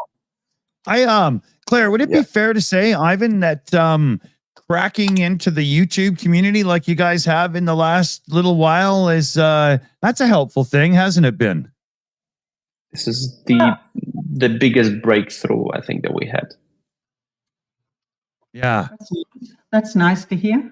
And you guys have cracked in quickly. I mean, you know, there's a lot of people that go, oh, really? You guys are doing that? Great. I'm in. Like, it's, you know, it's, I like it. I like it very much. Well, they're fun to run, aren't they, Dick? I mean, it's really because of the energy of people like you that this has come about. And we didn't actually set off at Christmas to do such a big group event. We were going to do little individual fundraisers. And then Ivan had a bit of a meltdown and said, what are we going to do? We've got too many fundraisers. We've got to do something.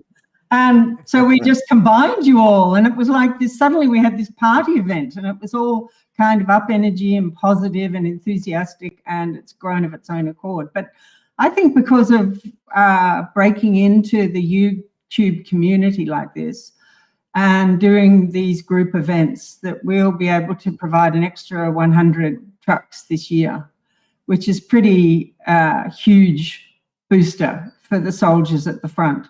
Yeah. So well done, YouTube community, the Shills and Rick the Ukrainian and all the other Mikado Media, and you know, Sergey for coming in with his channel, his group, and we hope to see you soon, Rudy.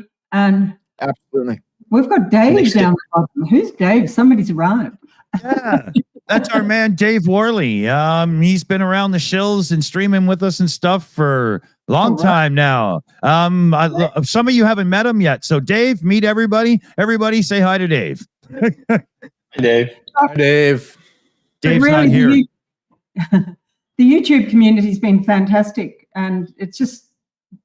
I think the thing that I like about it, there's no reason why when you're working hard you can't have fun, and you guys make it all fun as well.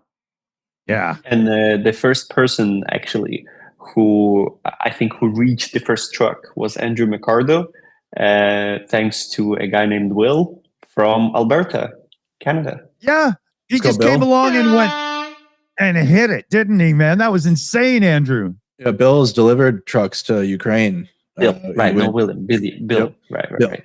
Yep. He went with me on a NAFO convoy. Not he like didn't go with me specifically, but he like went and like we were on the same convoy together. So it was pretty cool. Cool. So Andrew, actually, you're doing Canada launched the trucks on the Christmas tree. I can claim that. And massive shout out to Claire to put it all together with so many different interesting YouTubers, observers, bloggers. I don't know what you guys call yourself, but I go with Roughneck, but you know, that's just me. I got a few names for him.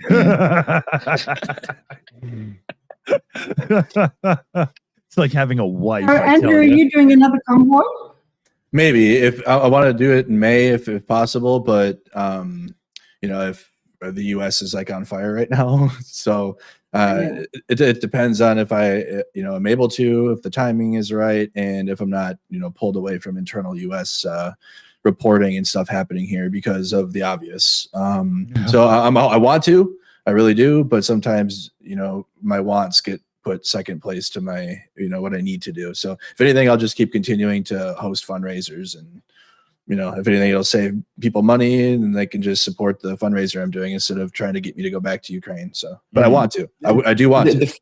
The photos, just quickly, Andrew, since you're here, the photos, the videos that I sent you from the deployment of the cars, is this like enough for your community, or they want more? They want, I don't know, for sure the soldiers have to be here with the cars right away, or because the thing with us, we're in Lviv and we don't really want to send soldiers here to make a nice video of cars being deployed. Instead, we just put it all like, round, what is this expression? Round key service, like turnkey service. So the cars just get to the front line, and that's I think you're doing. I think you guys are doing plenty. You guys are doing perfect. You don't have to do anything more at this point. We've been fundraising trucks for 2 straight years now, so the transparency's already kind of been there. We already have a foundation for it, and thankfully, my community trusts me to attach to solid fundraisers. So that's really all they need and that's why I think you guys have been so effective with YouTubers, because they trust us for daily information, and they watch us all day, every day, right? So that's why it was just an easy, like, a lot of people, just because they trust us and they watch us, they're going to support what you have too. Because case in point here, Andrew, we haven't even announced what our Boom Boom Fund is for today, and people keep throwing money in it because they know it's going to go to the right place. They don't even care what it's for. It's just, please take it and use it for something good.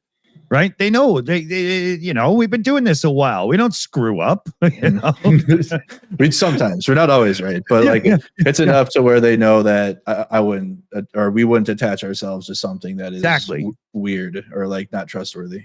Yeah, exactly. And speaking of which, we do have some money going to Britain, Ukraine at the Ukraine mission on YouTube today, because him and his unit are still doing some fundraising for some armor and a few things. Got the thermal scope going on and whatnot, and a bunch of things purchased. I can't say a lot as it pertains to Brit, but just know this. Soon we can say it, but every dollar that goes to him goes to some seriously important stuff, because he's not dicking around off somewhere just digging latrines or something like that. He's very much doing good work. Yeah, he's the real deal fighting guy, isn't he? Man. He's in an awful spot, and where you're not going to come out alive if you get trapped. Yeah, every day he goes out, we're like, okay, I sure hope I hear from him tonight or in the morning, Yeah.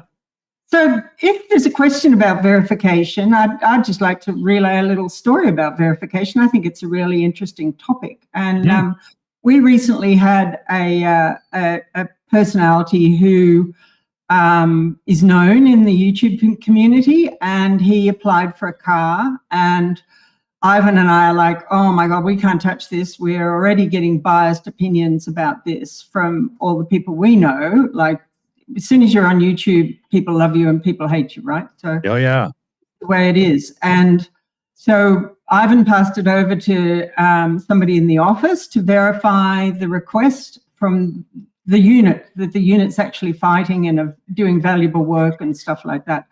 And she approved the request, and then it got sent with a bunch of requests to Ukraine ADOPS, which has partnered with us to provide vehicles. And they said, well, we don't know this unit, so we're going to do our own verification. And what they did was they reached out to other units who were fighting somewhere in the area to verify this unit, and that had this personality in it. And they came back with 100% verification. So that's like, yes, they're doing valuable work. Yes, they're really there. Yes, they're incredibly important. And yes, they need a vehicle. So it was like double verified. It was a really interesting process to see it, because we stayed right out of it. Now you'll eventually find out who that person is, because he'll come on YouTube and make a statement about his car. And I just wanted everybody to know that we don't give cars to celebrities or mini YouTube celebrities without going through the normal process of verification. It's not about who you know, it's about actually supporting the people who are actually doing the hard work. Yeah. So, yeah, I thought it was an interesting story. Yeah. And it's along with that, A lot of you here will know exactly what I'm saying because of our reach as YouTubers through different communities and whatnot. We can suss somebody out really quick. I mean, everybody knows somebody. Andrew knows people that are all over Ukraine. We've got guests and people that join us regularly in Ukraine. You guys know people, and it's not that difficult to, for people with connections to figure this stuff out. I've had Starsky help me out on one once, and he knew right away somebody was a liar. I had Greg Terry help me out with one guy who was a total POS as well. Caught him instantly. Oh, yeah, it's great, man, Great. Yeah, no, it's good to have people who know people. Yeah. Really for real. Definitely. Couple of shout outs here, and then we're going to get into our wrap ups. We're, hour 50 in streaming length here. So, Demetrius Ziganovas come in again with another direct donation in $15. And he says, this is a proper shout out. Kaunas, Lithuania, Slava, Ukraine. Now, he does this to me on purpose, right? But I've got some glasses now and I can read somewhat better. They're not the right prescription, but it's close. Neslava, Swiu, Sabakam, Zwino, Rosiana, and then it says in brackets, love your channel, hate orcs. So tell me how badly I trotted all over that one. Let me check. Yeah, I mean, you had to read it. You had to hear it through the Canadian accent, right? So, yeah. And then Petra Olsen came in with a second super chat here as well. 129 Swedish kroner. Ukraine can be really proud of their President Zelensky. Oh, I couldn't have said it better, Petra. Damn right they can. Oh, yeah, absolutely. So I think we're caught up. I'll say sorry to everybody watching today. We wanted to get to some questions. There's been some great questions asked, but when you've got 10 personalities on a channel, just juggling everybody to get their words in and stuff is about all you can do, right? So, but most of the people you're seeing will be back again soon, and we definitely will get to some questions and stuff for sure. Let's go around the table here and see what everybody's thinking. Dave, we're welcoming you into the stream and saying goodbye all at the same time. No, hold on a second here. Dave, we'll just give you a second because I'm going to change a thing on your setup here. Let's see here. Try this. Can I hear you now? Yeah. Can you hear me now? Yeah, there we go. Okay. I was trying to say some things, and it was all very funny, obviously, and you completely missed my my joke about spotting verifying fakes, and I was about to say but Dunk, in all seriousness, has a £2 million White House that we need to crowdfund. Yeah, I'm still working on that one. No one's paid a penny so far. So See, I do watch this show. I bet Dunk hasn't even thanked you for being on this stream. Jeez. Anyway, yeah, sorry. I did have one thing from Vladimir. He's as Dunk said earlier, he is in London. He was in Downing Street and left not too long ago. He sent a tweet. I won't read all of it, but the wording is very interesting. So he starts by saying, London, a meaningful and warm meeting with Prime Minister Keir Starmer. During our talks, we discussed the challenges facing Ukraine, blah, blah, blah. A principled statement of support from the Prime Minister and an important decision. Today, in our presence, Ukraine and the United Kingdom signed a loan agreement. I believe it was something like £2.5 billion. This loan will enhance Ukraine's defense capabilities, be repaid using revenues from frozen Russian assets. The funds will be directed towards weapons production in Ukraine. This is true justice. The one who started the war must be the one to pay. Oh, yeah. There is so many layers to that lovely, lovely message. Oh, wow. I mean, I could do a 20-minute take just on that alone. What layer of the onion would you like to start with first? Oh, man. Okay, so Let's see here. Andrew McCarter, what do you think there? Thoughts and wrap-ups, a little shilling as well, right? Of course. Well, thank you guys so much again for having me. I love being on these panels and hanging out. Also, yeah, Dick, I understand what you go through now after hosting 2 of my own panels for the first time. It's a lot. It is a lot. So shout out to Dick for hosting these. Thank you, everybody, for your insights. Continue to support Ukraine. And yeah, support my channel, Mercado Media. I'll be live later tonight covering the latest news and probably ranting a lot. So thank you again. Cool. Let's turn to Rudy Acosta here on YouTube at Rudy Reacts. Rudy's reaction. That's it. Sorry. That's close enough. Yeah. Yeah, no, this has been a great panel. This was really, fun. And yeah, check out Rudy's reaction, whenever you get a chance, everyone. And yeah, this is fun. So hope to do it again soon. Awesome. Yeah, we'll have you on very, very soon again. His link's in the live chat there. Everybody click it and get on over and give him some subs. Let's turn to Ivan here with Car for Ukraine. Thoughts and wrap-ups there. I would just quote one classic phrase that first those who thought it would end soon gave up, then those who realized it wouldn't. Those who survived were the ones who adapted and kept going no matter what. So that's what we're going to do. Good words, man. Good words. What do you think there, Dunk? What's going on in that wonderfully twisted brain here? Yeah, my lordy lord. Yeah, well, a couple of things. I wonder what Putin has got on Trump. Do you think Putin's got an actual, complete list of the Epstein files, and he's threatening Trump with those? Could be. And also yesterday, the other day with Zelensky and Trump, I really wish Zelensky, while he was pointing out all the stuff, bad things Putin has done, would remind President Trump that Putin is actually wanted as a war criminal. A lot of people seem to forget that. And also, don't worry, because good news also from the UK. Tomorrow in London, there is going to be a summit with leaders from France, Germany, Denmark, the Netherlands, Norway, Poland, Spain, Turkey, Finland, Sweden, the Czech Republic, and Romania. They've all been invited. Whether or not they show up, I don't know. And of course, we've got the presidents of the European Council, European Commission, and NATO Secretary General.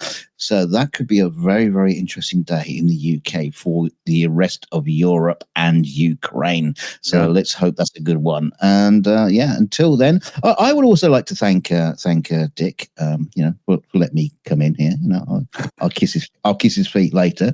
But also, I should like to point out that Dick does amazing work on these large panel shows. I know, Mercado has been attempting to do it, but I would like to point out that Dick is the one who shows you how it's done. Well done, Dick, and my gratitude to the Dawsonite. I'm still not paying you, but thanks. Well, yeah, that's true. Let's head over to Sergey now from ERIC. What do you think there, buddy? Yeah, first of all, thank you guys for having me today. Always a huge pleasure, absolutely entertaining and educating discussion. Huge honor to be here and to see how many people support Ukraine on very different ways from very different countries and even continents, and how we all try to fill the gaps. Where Ukraine needs support most, and Ukraine needs a lot of support. And once again, many people think, what is the impact of my 10 euro, 20 euro, 200 euro, even 2,000 euro? Can it change the course of the war when Ukraine gets billions of support from the nations? First, never forget that these small donations, they go directly to the units. They go directly to the units. That means that the overhead costs are extremely low in most cases.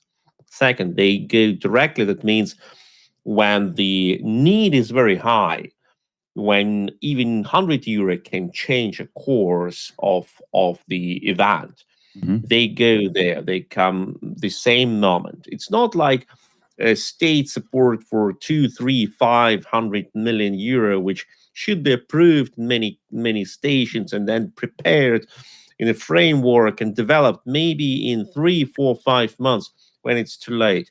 Right. In this war, the timely help is the key. Yeah. And when you go to the front line, like many of us do, if you speak to the soldiers, if you listen what they say, how important this support is for them, you will never question if your 20, 50, 200 bucks were of importance or not, because they are of importance.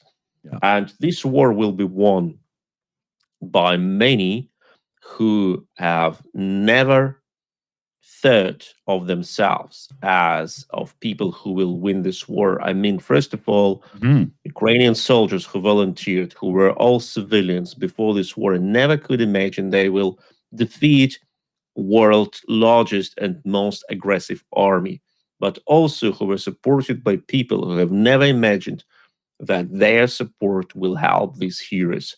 Yeah. And that is how this war will be won. Good words, man. Good words. Right.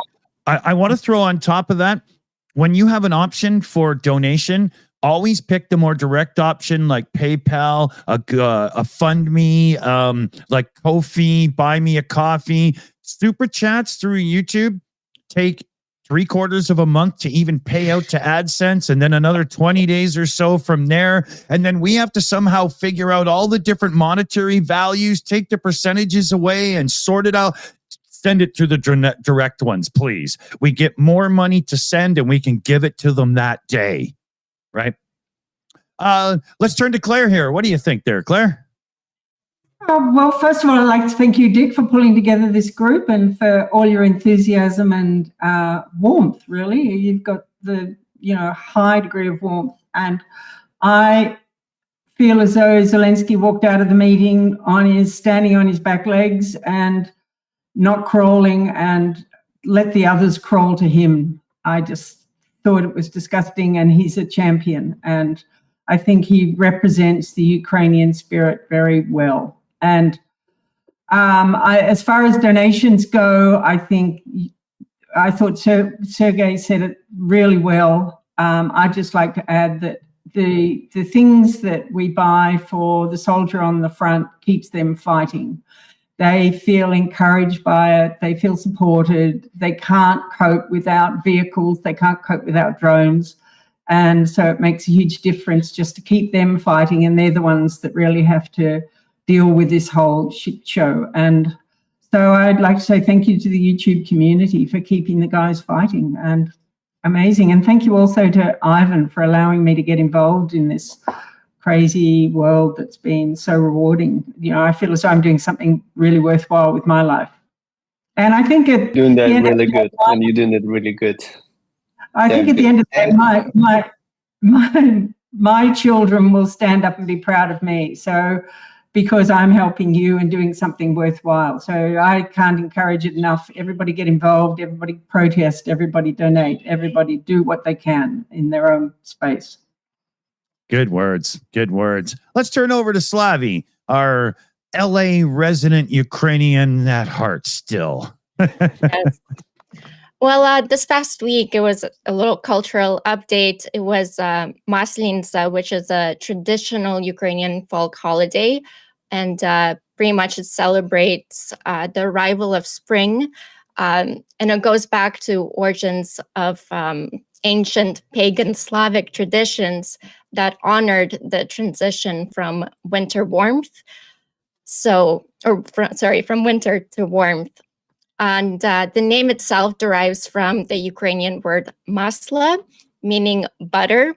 So highlighting the importance of dairy products in this kind of celebration that later adapted to fit within Christian calendar. Sorry, I've been sick, so. Oh. And this is a week before Lent, the Great Lent. So this is what Ukrainians are celebrating, big Christian traditions. So guys, please donate. And it's definitely been a really, really tough week. for Ukrainians. And yeah, just keep supporting Ukraine. Thanks so much. Slava Ukraini. Heroam Slava. Right, Slava. Good words. Over to you, Commander. Couple things. Number one, I wanted to address a question that somebody had asked a couple times regarding a thing that had shown up in the chat stream here. There was a question about a Rada unanimous vote in support of Zelensky. And basically on the 25th, it was proposed that they, reaffirm the legitimacy of Zelensky's presidency. The vote was unanimous. I'm putting that in air quotes because there were 12 members of the Rada who were not present for the vote. And we know at least a few of those didn't show up because it was kind of in protest. But it still shows you the overwhelming support he enjoys across the country. Yeah. Yeah. Secondly, I won't read it verbatim, but there's a thing in the International Institute for Study of Warfare. They talk about the fact that the governors in occupied territories have been directed, specifically Crimea, have been directed to establish human relations councils where they're supposed to help veterans get jobs. Okay. The issue is it's not really intended for that. It's intended to monitor those people because there is growing resentment against the government by the veterans who are leaving service about how crappy the situation is at the front and how badly they're treated. Right. So it's another police state mechanism to prevent any kind of unrest throughout the country. That shows you the kind of people that we're dealing with. Yeah. And finally, my usual urging, reiterating what was said earlier, please continue to correspond with your elected officials. Do everything you can to convince them that support for Ukraine is still important to your people. Yeah. Couple of last shout outs here. Nell for a super chat. I would love to see more collab among streamers for on the ground protests and community events to support Ukraine. I would love to see people getting together for them as well. And, if we made a bit more of an effort in communication, I bet we could get more of that as well. Last one in from Grunge Thing here, €5 super chat as well. We never bend the knee to carrots and little trolls. Love it. Love it. So, first off, I want to thank our team because without the team around here, this show would not be what it is. We got Shayna, Liam Wakefield, Chris Lundy, Mexi Girl, and Super Chat Matt, and even Dave Worley here was helping out in the chat as well because that's just how we roll, right? I want to give a huge thanks to all the members, donators, supporters, and everybody who's, putting a little cabbage on the line to make sure that in the name of the Shills, we can make as much of a difference as we can. We've done a lot of fundraising. We've done a lot of good, and there's more to go. So huge thanks for your support and your dedication and support for Ukraine. And if you want to support this channel anymore, I'd like to remind you that we do have two other channels. We have At the 42 Show, and we also have At Shills Live. They're in the links are in the description.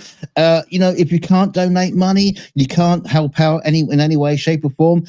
This is the least you can do is just go to sub to those channels. That will help us out a huge deal. Thank you very much. I mean, you can come over and do my laundry, but subbing to those channels is the easier option. So that's the one I recommend you pick. Yeah. Yes, less smelly. Let's get out of here with 2 words. Slava Ukraine. Get on, Slava. See you soon, everybody. Thanks to everybody on the panel for joining because, wow, was that a good one? Let's wrap it up. Stay chilly.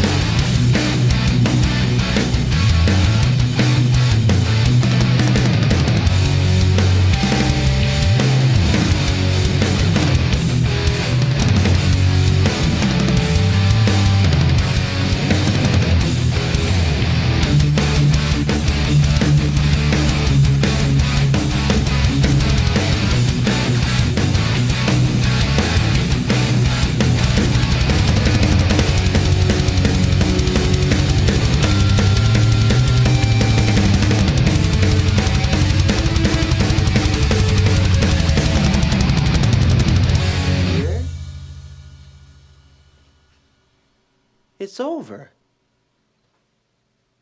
Go home.